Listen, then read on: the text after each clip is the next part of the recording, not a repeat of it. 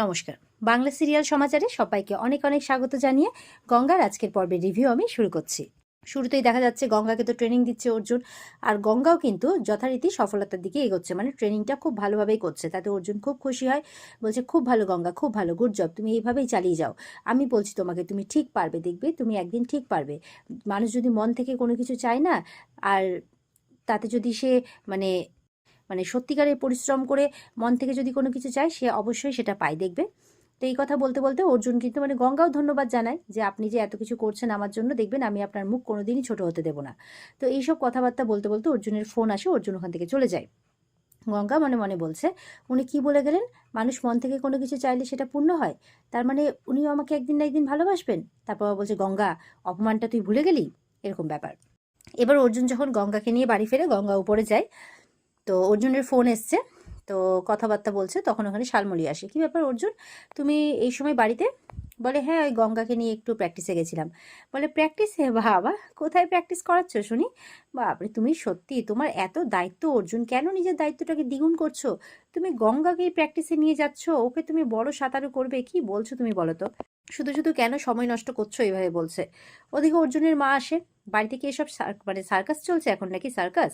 একটা বস্তির অশিক্ষিত মেয়েকে নাকি শিক্ষিত করে তোলা হবে, ওই অবধি তাও ঠিক ছিল, কিন্তু এখন নাকি তাকে বড় সাঁতারু করা হবে, এসব কি হচ্ছে? হ্যাঁ, সার্কাস না তো কি?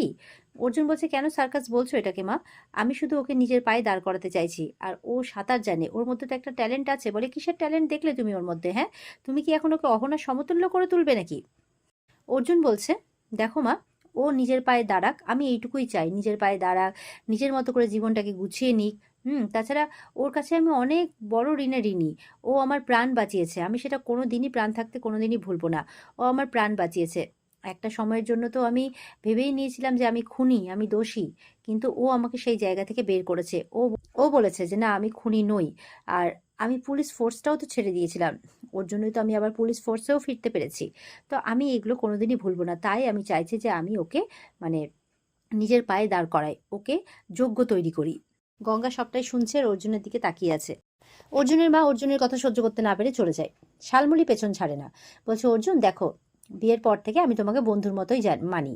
তো তোমাকে ভালো কথা বলছি, দেখো আমি যে এত ক্লাব পার্টি সব জায়গায় যাই না, বিভিন্ন জায়গা থেকে বিভিন্ন কানাঘুষো শোনা যাচ্ছে, ভালো লাগে না। চ্যাটার্জি বাড়ি তো একটা সম্মান আছে, একটা অশিক্ষিত মেয়ের পিছনে কেন পড়েছো? তার চেয়ে বরঞ্চ সেই সময়টা অহনাকে দাও না। তুমি গঙ্গার জন্য যা করেছো যথেষ্ট করেছো, বরঞ্চ ওকে অহনার সমতুল্য বানানোর চেষ্টা করা এবার বন্ধ করো। আর এবার নিজের জীবনটাকে একটু সাজিয়ে গুছিয়ে নেওয়ার চেষ্টা করো, এইসব উল্টোপাল্টা কথা বলছে। এদিকে গঙ্গা মনে মনে বলছে, এই কুটনি দিদি আমার নামে যা খুশি তাই বলে স্যারকে উল্টোপাল্টা বলে অপমান করছে, কোণঠাসা করার চেষ্টা করছে, দাঁড়ো দেখাচ্ছি মজা, এ বলে ওপরে চলে যায়। অর্জুন বলছে, গঙ্গাকে নিয়ে যে এত বড় বড় কথা বলছো, তো গঙ্গা যদি একদিন নিজের পায়ে দাঁড়িয়ে যায় তখন এই কথাগুলো বলতে পারবে তো? না বন্ধুর মতো মেশো, তো তাই বলছি আর কি। তো কাউকে না এতটা ডিসরেসপেক্ট করাটা ঠিক নয় জীবনে, এই বলে অর্জুন চলে যায়। শালমলি চুপ করে থেকে যায়। এবার শালমলি যখন ঘরে যাচ্ছে, গঙ্গা পথ আটকেছে, বলে, পথ আটকালে কেন, সরো সরো এখান থেকে, বলে চলে যাচ্ছে। গঙ্গা বলছে যে, স্যারের কানে বিষ ভরছিলেন আমার নামে, আমার জীবনটাকে একবার ছারখার করে রেখেছেন। বলে, কি এত বড় সাহস তোমার? বলে, আপনাকে ফার্দার খবরদার করে দিলাম, কিন্তু আমার পেছনে লাগতে আসবেন না, নাহলে কিন্তু সব কিছু শেষ করে ফেলে দেবো। আর কি বলছিলেন?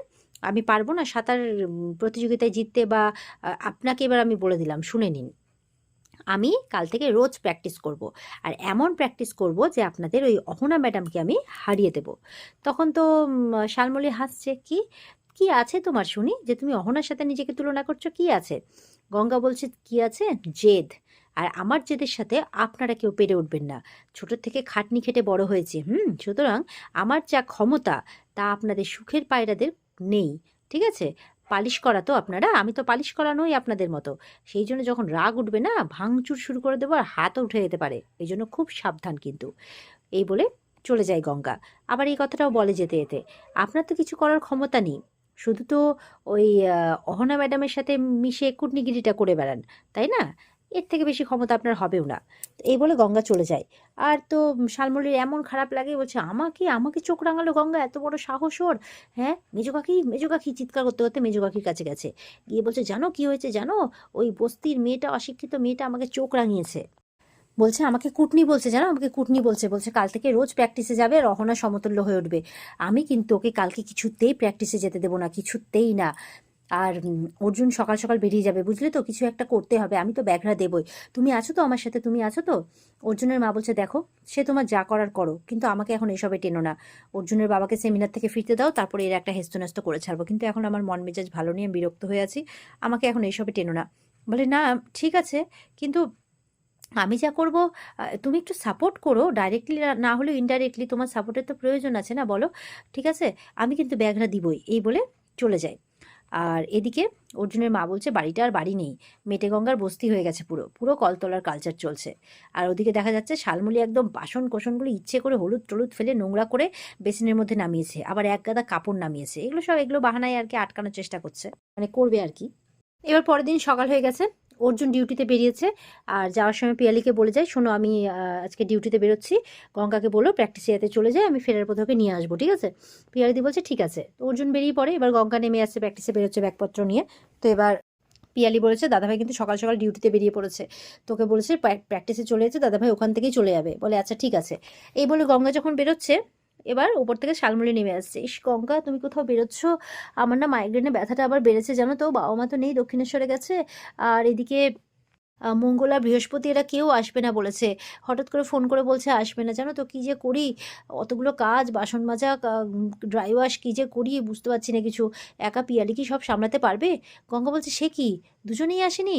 পিয়ালি দি না না তুই তো পারবি না একা সামলাতে, চল দুজন মিলে করি, তুই ঝাড়টা দিয়ে দে আমি বাসনটা মেজে দিচ্ছি। বলে না না তুই প্র্যাকটিসে যা, দাদাভাই কিন্তু খুব বকবে তোকে। বলে দাঁড়া তো, তোর ঘাড়ে সব কাজকর্ম ফেলে চলে যাবো নাকি আমি, চল চল চল। এই বলে বাসন মাজতে চলে যায়। তখন ইয়ে বলছে যে শালমুড়ি বলছে বাসনটা মাজতে পারবে তো, মেজোকা কিন্তু খুব পিটপিটে। গঙ্গা বলছে ওকে বলে দাও যে আমি বাসন মাজাতে 1 নম্বর। এবার দেখা যাচ্ছে কিছুক্ষণের মধ্যে অর্জুন চলে আসে, কি ব্যাপার এখন আর বেরোয়নি গঙ্গা প্র্যাকটিসের জন্য? আমি ঘড়িটা ফেলে গেছি তাই মানে ফোনটা ফেলে গেছি তাই নিতে এসেছি। তখন বলছে মানে গঙ্গা বাসন মাজার কথাটা শুনেছে, কি গঙ্গা বাসন মাজছে, গঙ্গা গঙ্গা এ বলে গঙ্গার কাছে যায়, দেখছি গঙ্গা বাসন মাজছে। গঙ্গা বলছে গঙ্গা কি আবার তুমি প্র্যাকটিসে না গিয়ে বাসন মাজছো কেন? বলছে আসলে আজকে না মঙ্গলাদি বৃহস্পতিদি কেউই আসেনি। বলে কি, দুজনেই আসেনি, কিন্তু কেন? শালমুড়ি দৌড়ে এসছে, আমি তো পাশের বাড়িতে দেখলাম ওদেরকে কাজ করছে। শালমুড়ির মুখটা এখন শুকিয়ে গেছে, বলে কি পাশের বাড়িতে কাজ করছে? শালমুড়ি বলছে হো কি জানি কেন আসলো না, আজকালকার কাজের লোকেরা না। তো অর্জুন গঙ্গাকে বলছে সরো সরো সরো, আমি মেজে দিচ্ছি, সরো তুমি প্র্যাকটিসে বেরো, প্র্যাকটিসে বেরো। বলছে না না স্যার আপনি মাজবেন। বলে কিচ্ছু হবে না, সরো। এই বলে গঙ্গাকে প্র্যাকটিসে যেতে বলে, গঙ্গা প্র্যাকটিসের জন্য রেডি হচ্ছে, আর অর্জুন বাসনটা মাজছে। শালমুড়ি বলছে এই বাবা, যদি বাবা জানতে পারে না একদম খুব বাজে ব্যাপার হয়ে যাবে, যে অর্জুন বাসন মাজছে, চিচি কি করি এবার, কি করি এবার? অর্জুন ছেড়ে দাও না, ছেড়ে দাও না, ছেড়ে দাও না, মঙ্গলা করে দিবে। না অর্জুন অবাক হয়ে তাকাচ্ছে, না তুমি তো বললে পাশের বাড়িতে কাজ করছে, আমি ফোন করে ডেকে নিচ্ছি। অর্জুন তখন ছেড়ে দেয় বাসনটা মাজতে মাজতে। এবার বলছে যে জানো তো বৌদি, গঙ্গা কিন্তু বেরোতে বেরোতে সবটা শুনতে পাচ্ছে, যে গঙ্গা কিন্তু খুব চেষ্টা করছে নিজেকে তৈরি করার, হ্যাঁ সে পারা না পারাটা পরের ব্যাপার, কিন্তু চেষ্টা কিন্তু ও করছে। তো ওর চেষ্টাতে না কোনো রকম বাধা দেওয়ার চেষ্টা করো না, এই বলে কাপড়টা ছুঁড়ে ফেলে। তো বলছে যে কি বলো তো, হয়তো অনেকে অনেক রকম স্কিম করার চেষ্টা করছে, কিন্তু না করলেই ভালো হয়। তখন শালমুড়ি বলছে কি আমি স্কিম করছি? বলছে তুমি কি মনে করো পুলিশের নজর তুমি এড়াতে পারবে? আমি যখনই বললাম মঙ্গল আর বৃহস্পতি পাশের বাড়িতে কাজ করছে, তখনই তোমার মুখটা শুকিয়ে গেল। অত সহজ আমার নজর এড়িয়ে যাওয়ার? তখনই তো আমার কাছে সবটা ক্লিয়ার হয়ে গেল। তো ওই জন্য ফার্দার বলে দিলাম, বড় বৌদি তো বন্ধুর মতো, তাই বলছি যে ওর প্র্যাকটিসে কিন্তু বাধা দেওয়ার আর চেষ্টা করো না। এই বলে অর্জুন বেরিয়ে যায়। তো অহনার তো খুব খারাপ লাগে, আর গঙ্গা বাইরে থেকে মনে মনে বলছে যে আজকে মানে স্যার আমার জন্য ওই কূটনীতির সাথে মুখোমুখি হলেন, না আমাকে ওনার মুখ রাখতেই হবে। মানে গঙ্গার ব্যাপারটা খুব ভালোই লেগেছে যে অর্জুন ওর হয়ে কথা বলেছে। এবার তো বাড়িতে অহনা এসেছে, আর অহনাকে নিয়ে শুরু করে দিয়েছে কুটনামি গঙ্গার কুটনি দিদি, মানে শালমণি। বলছে কি হয়েছে জানো, অর্জুন কিন্তু আস্তে আস্তে গঙ্গার প্রতি দুর্বল হয়ে পড়ছে। আজকে ওর হয়ে বাসন মাজতে গেছিল, মানে আজকের ঘটনাটা পুরোটা খুলে বলে, এরকম এরকম ব্যাপার জানো তো, অর্জুন কিন্তু প্র্যাকটিসে নিয়ে যাচ্ছে, রোজ রোজ নিজে হাতে প্র্যাকটিস করাচ্ছে। তো অহনা বলছে অর্জুনটাও না সত্যি এত আইডিয়ালিস্ট হলে হয় নাকি? বলছে কিছু একটা করো তুমি, না হলে অর্জুন কিন্তু তোমার হাত থেকে বেরিয়ে যাবে। অহনা বলছে যে না এবার সামনাসামনি কথা বলবো, এই বলে বেরিয়ে পড়ে। শালমণি তো হাসছে, ওদিকে কিন্তু পিয়ালি ভয় ভয়ে গঙ্গার কাছে গিয়ে খবর দিচ্ছে। গঙ্গা তখনই প্র্যাকটিস থেকে ফিরেছে, গা হাত পা ব্যথা হয়ে আছে। তো বলছে যে কী হয়েছে পিয়ালি, তুই ভয় পাচ্ছিস কেন? তো পিয়ালি জিজ্ঞাসা করছে দাদাভাই কোথায়, দাদাভাই ফিরলো না? বলে উনি তো অফিসে গেলেন। কেন, কী হয়েছে, কিছু হয়েছে নাকি আবার? বলে বড়দি কিন্তু খুব রেগে আছে, আর ওই অহনা অহনা ম্যাডাম এসেছে, দুজন মিলে যে কী ঘরের মধ্যে গুজগুজ ফুসফুস করছে। গঙ্গা বলছে এই তো হয়েছে, আবার দুটোতে মিলে কুটনিগিরি করছে। আরে ফুলটুসি হয়ে জন্মেছিস, ফুলটুসি হয়ে থাক না, আমার পিছনে কেন কাঠি করতে আসছে বারবার করে? এই কিছু না কিছু করার চেষ্টা করছে আর কি। সত্যি এই যখন থেকে মানে স্যানিটাইজার বাবুকে দিয়ে বাসন বাজিয়েছে না, তখন থেকে আমার মাথা একদম গরম হয়ে আছে।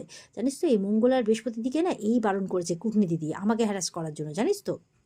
না, আমার আর এখন বেশি কাজ নেই বুঝলি, শুধু প্র্যাকটিস প্র্যাকটিস প্র্যাকটিস আর পড়াশোনা, এই কটা কাজ আমাকে চালিয়ে যেতে হবে। আমার জন্য স্যানিটাইজার বাবু এত কিছু করছে, আমাকে তো তার মুখ রাখতে হবে বল। এই বলে বালিশের মধ্যে দুটো ঘুষি মারে, একটা শালমুনির নামে একটা অহনার নামে, তারপরে একটু স্বস্তি বোধ করে আর কি গঙ্গা। তো পিয়ালি হাসছে। তো পিয়ালি বলছে দাদাভাই যদি এটা দেখতো না তোর কাণ্ডটা, সত্যি তুই পারিসও বটে। আচ্ছা তুই পড়তে বস, নাহলে দাদাভাই এসে কিন্তু বলবে যে পড়তে বসিস নি। বলে না না, আমি গঙ্গা এখন অনেক শান্ত হয়ে গেছে, আমি এক্ষুনি পড়তে বসবো।